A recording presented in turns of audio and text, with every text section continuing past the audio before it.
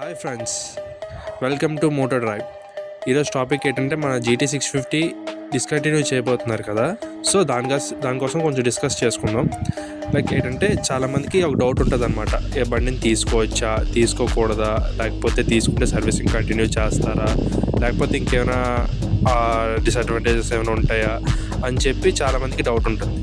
So మనకి ఏంటంటే GT650 అనేది ఏ ఇబ్బంది ఉండదు, సర్వీసింగ్స్ అనేది కంటిన్యూ అవుతే తీసుకున్న వాళ్ళు తీసుకోవచ్చు.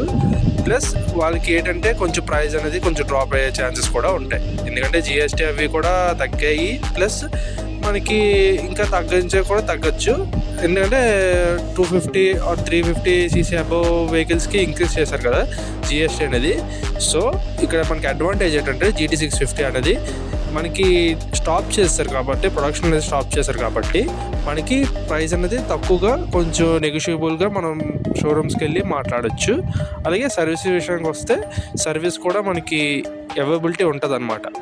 ఇప్పుడు దీంట్లో చిన్న మనకి లేదు, మనకి GT750 తీసుకోవాలి, మనకి మంచిగా అప్డేట్ అయిన వెహికల్ కావాలి అనుకుంటే మనం నెక్స్ట్ ఇయర్ వరకు వెయిట్ చేయాలి గాయస్. సో మనకి నెక్స్ట్ ఇయర్ వరకు వెయిట్ చేస్తే దాంట్లో ఏదైతే చేంజెస్ ఉంటాయంటే న్యూ చాసీస్ వస్తాయి, మంచి ఇంజన్ కెపాసిటీ అనేది పెరుగుతుంది. సో దానివల్ల మోర్ పవర్ అనేది మనం ఫీల్ అవ్వచ్చు.